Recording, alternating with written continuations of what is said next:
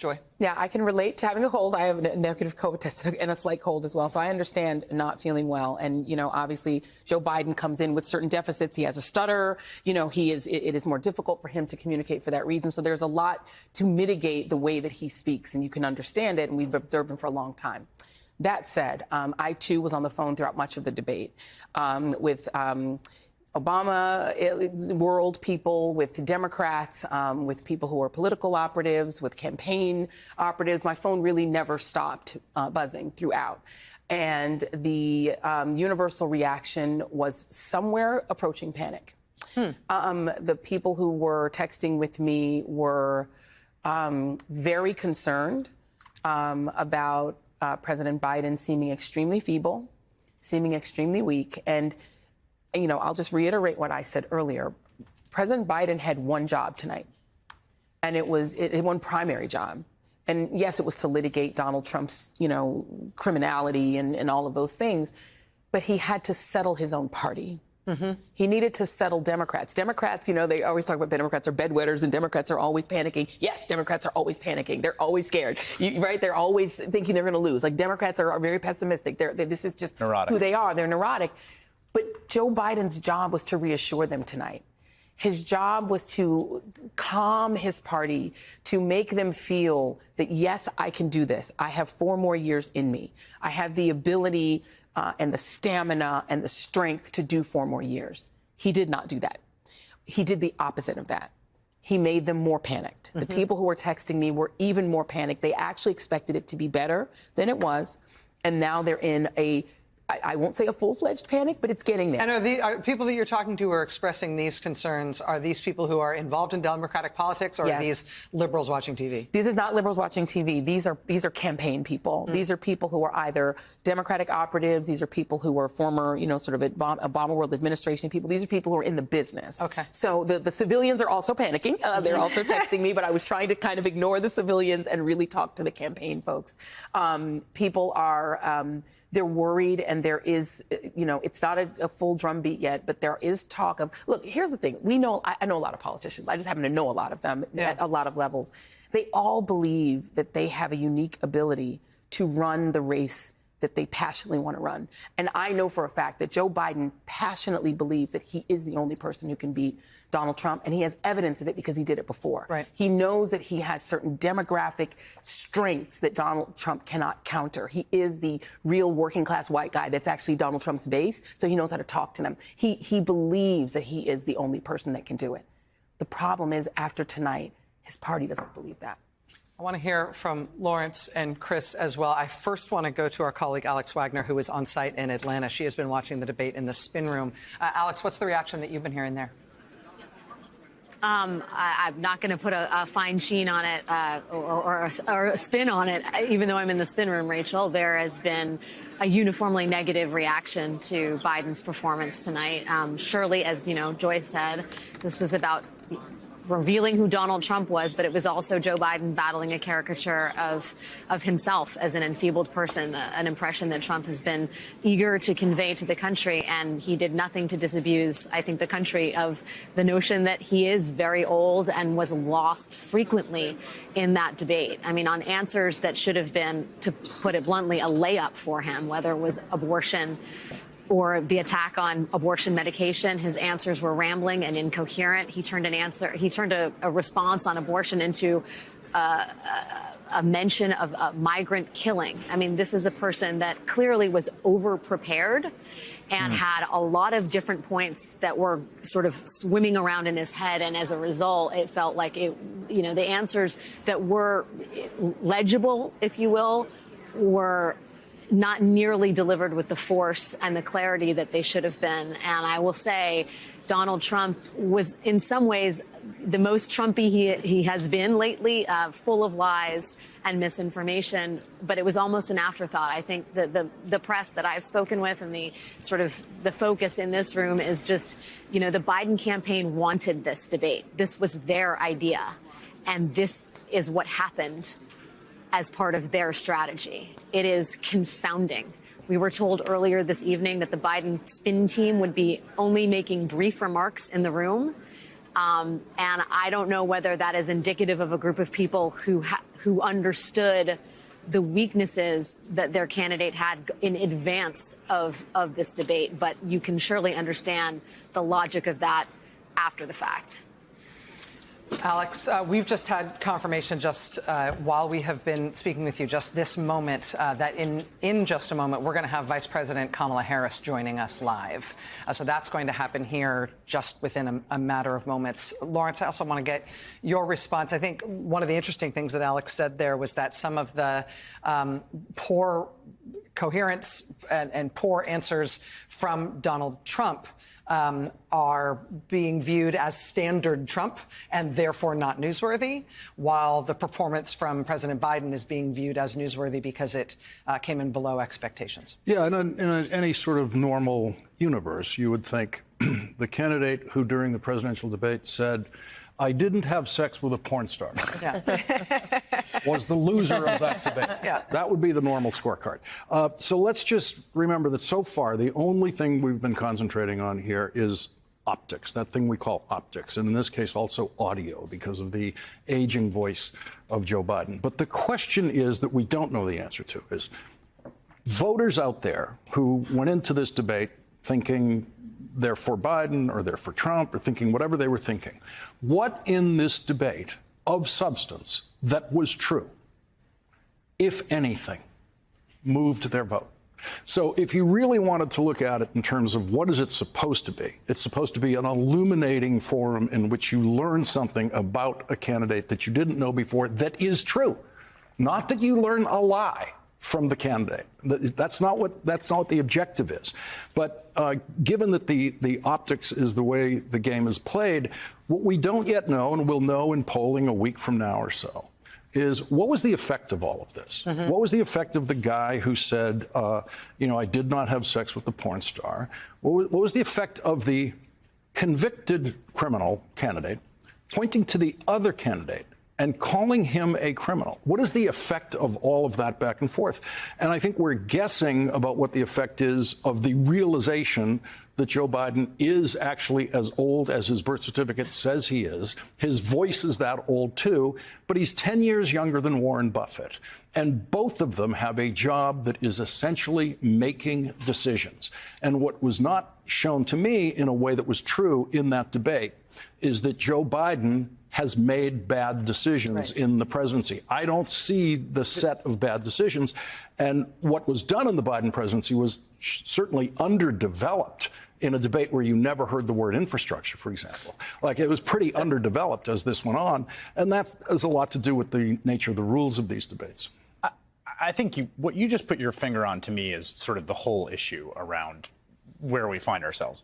The job of the president is making decisions. The job of a presidential candidate is to communicate. Mm-hmm. It just is. That's the job. It's a communications job. It is talking to people and communicating them, persuading them, trying to get people who don't agree with you. And I think Joe Biden has a very good record on making decisions, and I think he's a very poor communicator right now. And that inability to communicate, I mean, I see this all the time. We will cover things on our show all the time. This big OPEC oil trade they did, where they bought high, they bought oil very cheap and then they sold very high. They made all this money. They kind of broke the back of OPEC. And people say, I didn't know that. Yeah. Well, that's awesome. That's cool. Joe Biden should be the person communicating that. Joe Biden is not good at communicating his own record. Mm-hmm. And in the context of a campaign right now, his job, number one, is communicating. So that, and I don't disagree with you. I mean, I think you're right about the decision making. But I think the reason that there is all this, anxiety and all this stuff is because ultimately, and particularly in the television age, a lot of the presidency is communicating, but particularly when you're running for re-election, when it is the thing that is the most important thing. But there's another job of the and this is even pre the television era. There's a reason that FDR was never shown in his wheelchair. There's a reason that John F. Kennedy pretended to be a vigorous man when he was certainly not. And Kennedy accelerated it, and I think Reagan super accelerated it because he was an actor and he was a Hollywood figure. And it's only gotten more intense until we got to President Obama, who like became popular partly because like rap artists were like taking his speeches and turning them into like hit music video. Like it's accelerated, but it was even true during the Roosevelt era. The president is an avatar for the American people. Right.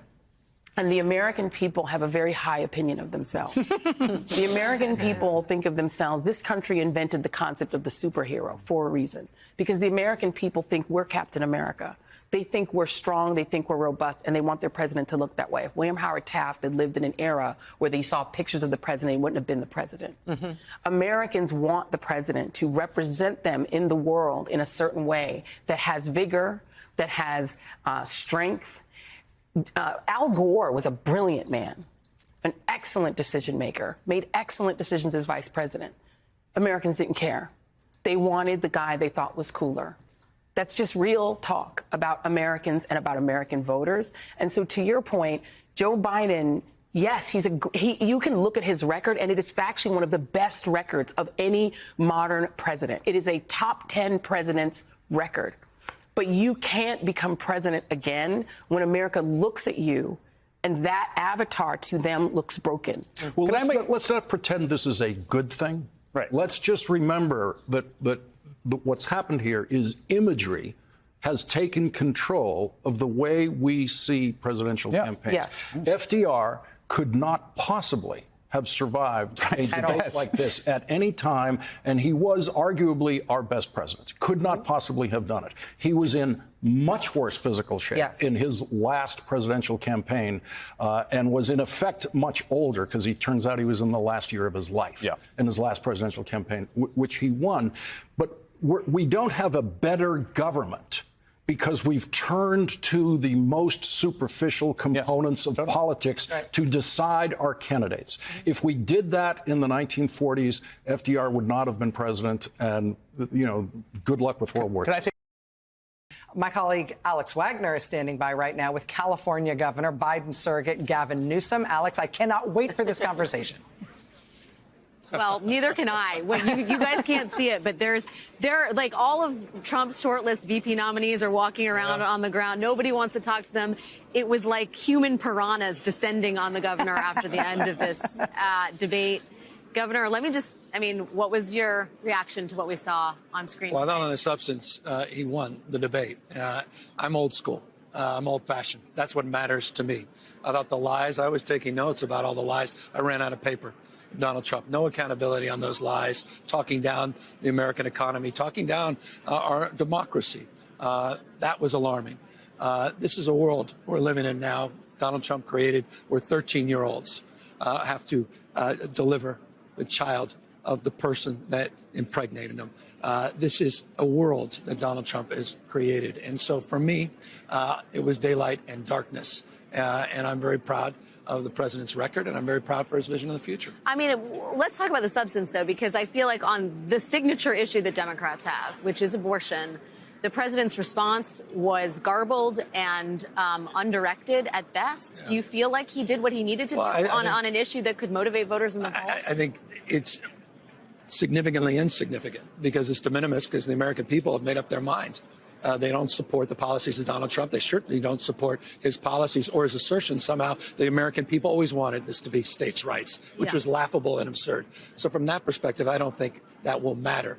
You saw it in all the elections since Dobbs where Democrats are overperforming. We keep winning, and we have to keep our mind. So I think for all of us, worry less and do more.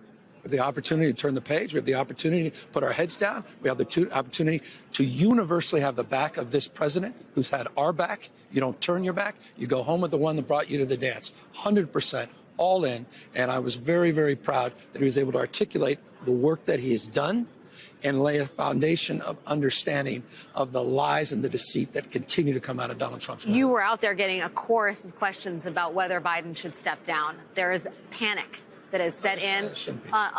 There is panic that has set in among people who have watched this debate, who are Democrats, people who are strategists, and some even inside Democratic campaigns.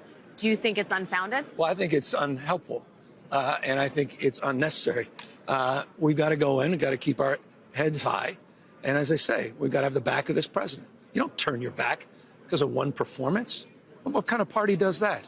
It's been a masterclass. 15.6 million jobs. That's 8 times more than the last 3 Republican presidents combined. The only thing the last 3 Republican presidents have in common is recessions. Democrats deliver. This president has delivered. We need to deliver for him at this moment. With all due respect, the more time we start having these conversations, go down these rabbit holes, it's unhelpful to our democracy, our fate and future of this country, the world. They need us right now to step up, and that's exactly what I intend to do. Not to belabor the point, but I mean, this was a Biden campaign strategy. This was their idea to do this debate now. Yeah. And I wonder what you think they got out of it. What was Biden's strongest moment from this debate in your mind? Well, again, back to the substance. He got stronger. He had more stamina over the debate. But was there one moment that you think sticks? Well, it's difficult to assess. I need a little bit more objectivity and time away from this in the context of trying to pick those moments. But look, at the bottom line is this was an opportunity to sort of distill the essence of what this campaign's about. You're hearing the messaging from the campaign distilled down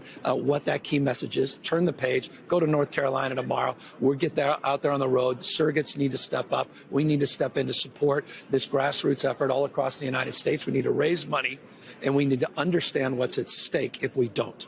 We need to understand what's at stake if we turn our back at this critical time. There's too much. If Biden and Trump are remembered for any particular line, to me it seemed like it would be the line, "I didn't have sex with a porn star," which is not something we've heard on a debate stage before. No, when you use the words "I didn't have sex with a porn star," you're not winning, you're losing at that case. Yes, Absolutely. I know our friends in New York have questions for you. So if we could go back to New York City, Rachel. Hey, Governor Newsom, it's Rachel Maddow here. Thank you so much for taking time here. When you said worry less and do more, do what? What do you think that people who support President Biden, people in Democratic politics, people who are planning on voting for him, who are worried that he seemed older than they expected tonight, that he didn't seem to reassure people on stamina issues, as Joy was saying before, what should people do?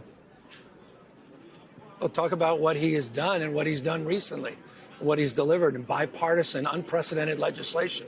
An infrastructure bill, the CHIPS and Science Act, the work that he's done across a spectrum of issues to deliver for the American people, and the vision he's laid out for the future, and contrast that, not just lifting up those issues, but contrast that and drive that contrast of the dystopian vision that Donald Trump has to the future. It's a binary choice at the end of the day.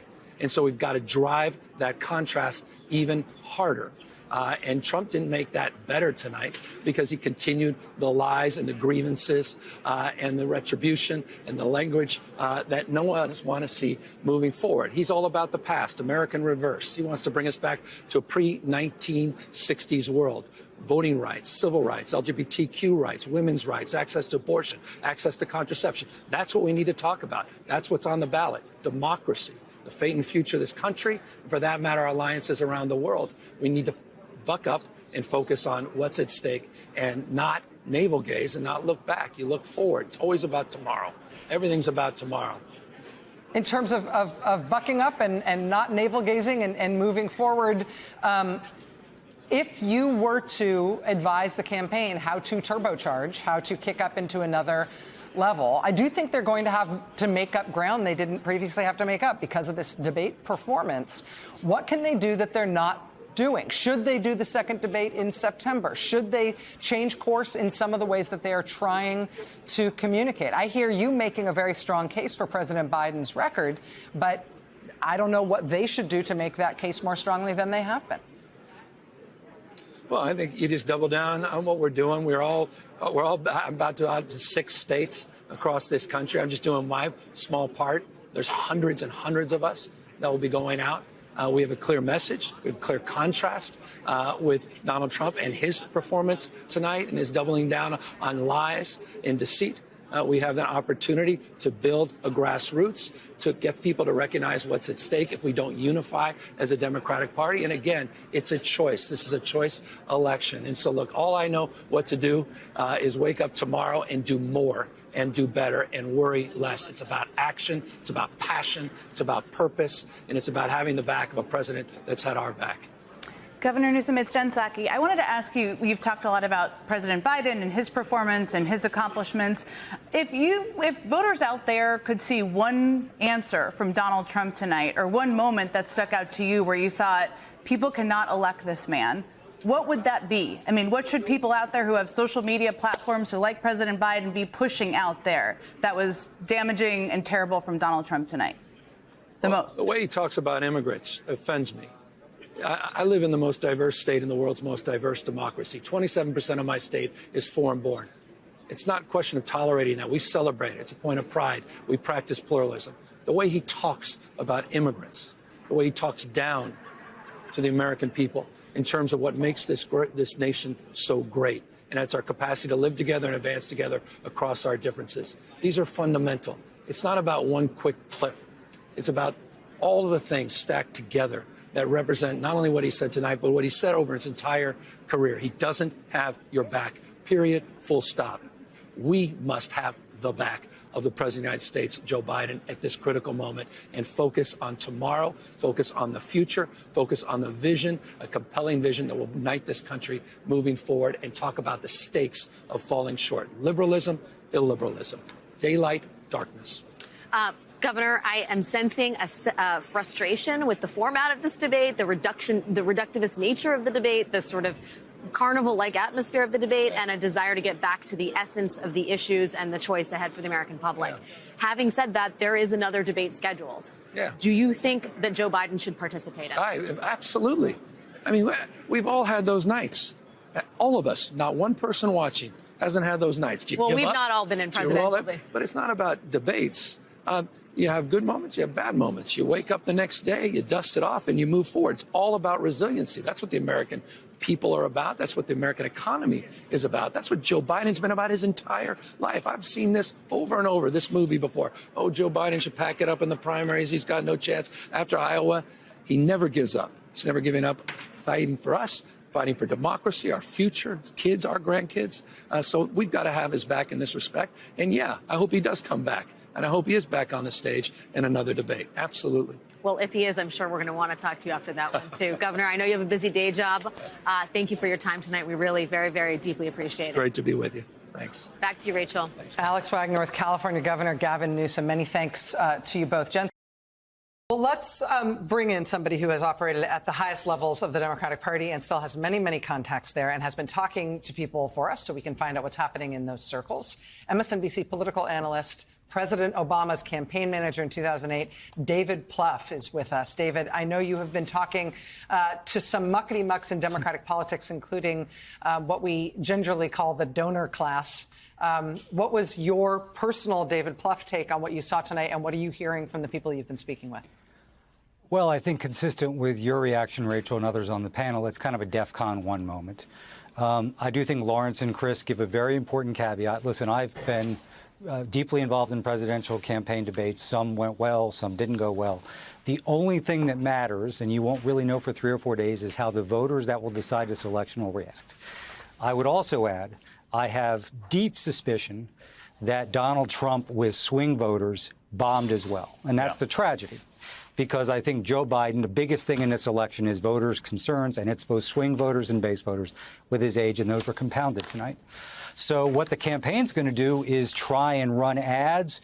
Biden will go out tomorrow and the next day being aggressive. I mean, it wasn't just his craziness and his lies, although that was apparent in every question. Like, Donald Trump wouldn't even answer questions about child care or the opioid crisis. You know, talk about someone who's consumed with himself, which is what the message the Biden campaign wanted to land. But the concern level is quite high. This is a race that it reminds me a little bit of 2012, but in reverse. We had a small but significantly important lead in battleground states. We had a really bad first debate. Race tightened, but we're okay. Biden is behind narrowly right now. He's the one that has to change the equation here. And the biggest barrier that's keeping his ceiling too low is concerns about age. And I think that's the tragedy, because I think Trump had so many openings that you could have just scissored him up on tonight. And Biden did have a couple of good moments, but I think at the end of the day, the overwhelming reaction, again, it doesn't matter, quite frankly, what people like us say. Right. It's what voters say. And if they were already concerned about is he up for it, and the way I think about it is, sadly, this really pains me to say this, they're 3 years apart. They seemed about 30 years apart tonight. And I think that's going to be the thing that voters really wrestle with coming out of this. And David, in terms of people in Democratic politics and people who are have the kind of influence that donors have in Democratic politics, which is, there's a PhD thesis to be done right there, even in the premise of this question. What kind of reactions are you hearing in terms of what changes they want to see, what sort of reaction they want to see from Team Biden in response to what happened tonight? Well, Rachel, I mean, there's really only two scenarios. One, which is not going to happen, would be Joe Biden decides to step down, and we have a fascinating 7-week campaign to get the support of delegates in Chicago. The only other option is somehow to right the ship here. Now, I'm not sure whether Trump will debate again. It's fascinating. He may think this one will well for him. He wants another one. You could certainly see him saying, I'm done. I'm not going to do this again. So that is a huge question mark because Biden needs that next debate now. But all you can do if you're a Democrat is ask yourself what I can do, which is, yeah, we missed an opportunity here tonight, a significant opportunity, but it's still a close race, and you're running against Donald Trump. And again, I think this will come out. But, I've talked to people who are doing dial groups and focus groups with swing voters. And as much as they were concerned about Biden's performance, and they were, no one was saying, I'm really excited about Donald Trump coming back to the presidency. He reconfirmed all the reasons they voted against him in 2020. And again, I look at that as a huge missed opportunity because he really provided a lot of openings, I think, for Biden or any candidate to really exacerbate that. So I think Democrats will spend 24, 48, 72 hours, in some state of crisis. But then we have to find a way forward. But, this was obviously a significant moment. It's the most important 90 minutes of the campaign, and therefore was a missed opportunity. There is no one scorecard for determining who won and who lost last night, but a consensus does seem to be emerging. Ross Perot, the star of the night, partly because no one knew what to expect. Bill Clinton, just good enough. And President Bush, he'll have to do much better. Was October 1992. George H.W. Bush, Poppy Bush, was president. He was running for re-election. And at the first presidential debate that year, he absolutely bombed. If that Tom Brokaw stand-up was not enough to convince you, check out the headline in the Boston Herald the next day. Bush strikes out. A Snap poll taken after the debate found the percentage of voters who thought President Bush had won the debate was in the teens. Was 18%. That first debate went very terribly for Poppy Bush, and indeed, he went on to lose his effort to be reelected in 1992. But look at the rest of the data here. The first debate also went terribly for Poppy Bush's son in 2004 when he was looking for a second term, running for re-election against John Kerry. Reviews of his first debate performance were just as brutal as the ones had been for his dad. Like this one from The Atlantic, quote, "That was George Bush's worst performance in a debate by far ever. My mantra had been that neither Bush nor Kerry had ever lost a debate. That is no longer true." George W. Bush's approval rating a week before that debate was as high as 54%. After his terrible performance in that first debate, it dropped 7 points just from that one debate. But of course, he went on to win re-election anyway in 2004. Then there was what happened to President Obama in 2012. Again, looking for a second term, running for re-election up against his opponent, Mitt Romney. The first debate that year, a disaster for the incumbent president. The headlines were unanimous. Obama snoozes and loses. Romney was hungry. Obama was flat. Mitt Romney comes out on top as Obama stumbles in first debate. Obama had a 9-point lead in the polls in September 2012. After his terrible performance in October, he ended up tied with Romney in the polls. But then Obama won election in November and got a second term. Regardless of the eventual electoral outcome, it is almost an axiom of politics that first debates are rocky for incumbent presidents. Now, why is that? What is it about being an incumbent president that makes you suck at your first debate when you're running for re-election? I don't know. Lots of competing explanations out there, but it does seem to be something that universally holds. I will also mention that Donald Trump was no exception. When he was the incumbent 4 years ago, it was not that long ago, I'm sure you remember how that went for him. But I think this headline at The Guardian sums it up well. This was after the first debate with Donald Trump as the incumbent and Joe Biden as the challenger. Quote, Donald Trump ensures first presidential debate is national humiliation. It's always the case. And tonight, Joe Biden was the 9th incumbent president in a televised general election debate. He and his team very, very, very much wanted to defy the debating incumbent curse. They did not defy the debating incumbent curse. That said, losing the first debate is not a fatal thing for incumbent presidents. It is a historical certainty that they lose the first debate. But in terms of its overall electoral impact, history says, meh.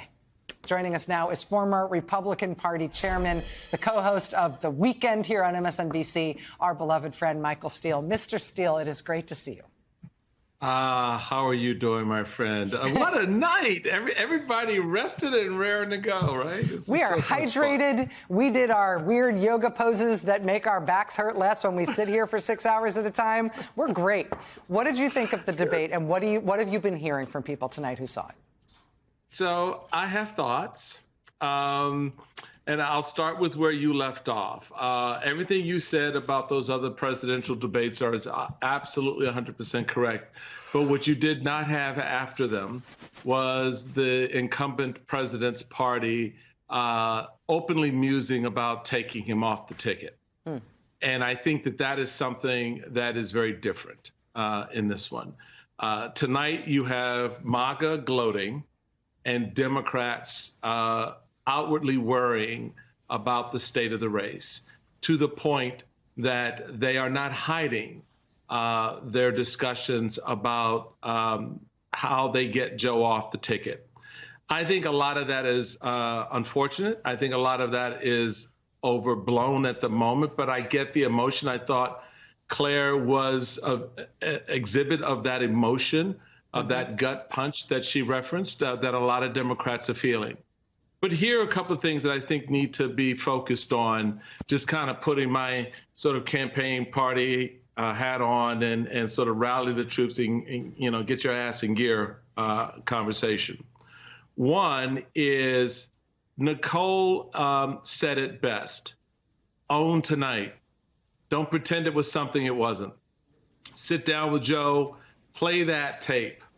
Play it and slow-mo that sucker if you have to get him to appreciate exactly what it was we saw and how he performed and how in many respects he let himself down. Because if any of us know the president, and a lot of us do, have seen him over these many, many years, we know how much he regards being honest about that. So let him be honest about that and have that assessment, and take him out of situations where he's seemingly lying about his performance. He will endear himself. He will move people to appreciate a lot of things about him if he owns the moment. I thought, for example, Lawrence was also very clear in how this thing needs to get laid out. Again, don't overthink what happened. Rethink how you move forward. Reimagine what tomorrow looks like. And by tomorrow, I mean Morning Joe tomorrow. All right? And really begin to put in place the next set of building blocks. Because right now, MAGA's on the run. They got this, baby. You should see and hear the stuff that's coming up, right? They are primed. They're ready. They're like, we told you this is what he was. Joe Biden is old and out of date. Donald Trump is the man. All of that crazy. But Donald Trump is a serial liar. He's a petulant little boy in a man's orange suit, right? And he sits here and he tells lie after lie after lie after lie. Joe Biden, to Jen Psaki's point, was not prepared to deal with that. And he was ill prepared because he was fed numbers instead of doing what I've said from the very beginning of the day. I was on Morning Joe and said Joe Biden would be the nominee of the Democratic Party because Joe Biden is his best when he is Joe Biden. And they forgot that. His campaign forgot that. They put that cocoon around him as president, and they backed him up with all these facts and numbers, and the man got lost. So there's some things that are recoverable here, but they have to first start to own the moment. And you don't really kind of do that by pushing the vice president out there. I think the president at some point has to look America in the eye and go, I'm sorry I let you down. I should have been better prepared. And you know me better than that, you know? And that's not how my parents raised me, and that's not how I'm going to lead you. And I think that moment sort of takes what happened with Donald Trump, because guess what then, Rachel? All of a sudden, all the stuff that we're not talking about that we heard and saw with Donald Trump kind of comes back and refocus. Begins to be, people begin to look at it and go, yeah, now that I think about it, Donald Trump said some crazy behind stuff, right? So I think that Democrats need to, bring it down, stop the, let me tell you what I'm hearing from operatives and others, and just reset. Michael Steele, tough love. We always get tough love from you, Michael. Thank you so much. All right, joining us now from the debate spin room in Atlanta is our beloved pal, former U.S. Senator Claire McCaskill of Missouri, also an MSNBC political analyst. Claire, I'm dying to know what you thought about how things went tonight and what you've been hearing since. Well, first, the easy part. Donald Trump is a liar, a flawed character, mean, a jerk, very unlikable, and that was obvious tonight. Now, the hard and heartbreaking part. I have been a surrogate for some presidential candidates in my time. I know what the job is after a debate of a surrogate. I've never wanted to be a surrogate more than I do right now, because when you're a surrogate, you have to focus on the positives. But I have said very clearly and very plainly on this network, and my job now is to be really honest. Joe Biden had one thing he had to do tonight, and he didn't do it. He had one thing he had to accomplish, and that was reassure America that he was up to the job at his age. And he failed at that tonight. Now, does that mean that my phone blowing up with senators and campaign operatives and donors, big donors from all over the country, does that mean that Joe Biden is not going to be the candidate? I don't know that. I think we'll know a lot more in a few weeks, how this plays out, how the polling plays out. But I think a couple of things are going on right now. I think I'm not the only one whose heart is breaking right now. There's a lot of people who watched this tonight and felt terribly for Joe Biden. And, you have to ask, how did we get here? How do we get to the point that we're spending a whole lot of time talking about the vice president tonight instead of talking about the president? And I don't know how the rest of this story is written. I don't know if things can be done to fix this. They might. And, Trump is so terrible that this might heal itself. But based on what I'm hearing from a lot of people, and some of them are people that are in high elective offices in this country, and you might guess where they serve. There is a lot of more than hand-wringing tonight. I do think people feel like that we are confronting a crisis. Claire, I want to talk to you about this in very nuts and bolts terms. Given what you are describing, the kind of reaction that you're describing among people in the kinds of positions that you're describing, or at least alluding to, what can be done? What do you personally think should be done? Well, I think, listen, this could be a situation where everyone talks it out over the next few days. I do think that this is a time that Ted Kaufman and Ricchetti and Donlin and Ron Klain are going to have a heart-to-heart with the president about his ability to exude strength. And listen, nobody is a bigger fan of Kamala Harris than I am. And Gavin Newsom did a remarkable job tonight as a surrogate. And what he said, you know, it's not that I disagree with anything they're saying, but those two people are signaling to a whole lot of Americans that are paying attention, how come they're not running? How come the Democratic Party doesn't have them at the top of the ticket instead of using them to shore up what have become, after tonight, some pretty glaring weaknesses in our president? But I mean, specifically, though, I mean, given that we are 130 days out, and the Democratic convention is very, very, very late, and President Biden has been confronted with these kinds of questions from the very beginning of this campaign, actually from before the beginning of this campaign. As soon as he was sworn in, people started talking to him about, say now that you won't run again. And he's been firm that he's the guy. And if he's not going to jump, nobody's going to push him.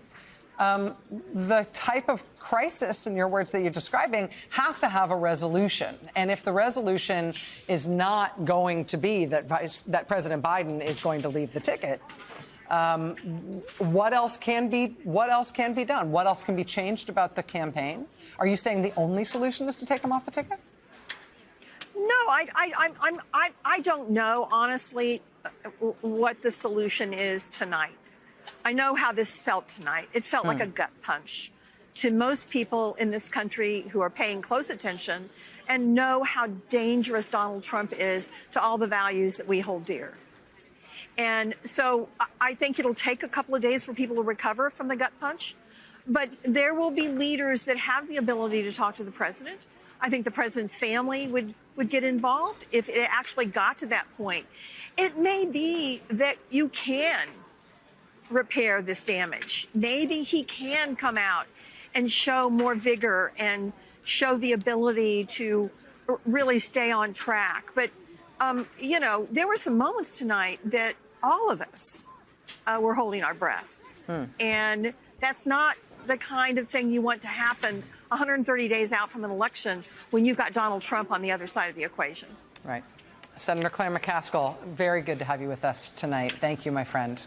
Hey there, MSNBC fans. I'm Luke Russert, and be sure to join me, Rachel Maddow, Jen Psaki, Lawrence O'Donnell, Steve Kornacki, Joy Reid, and many more September 7th in Brooklyn, MSNBC Live Democracy 2024. Click on the link for ticket information. We will see you there.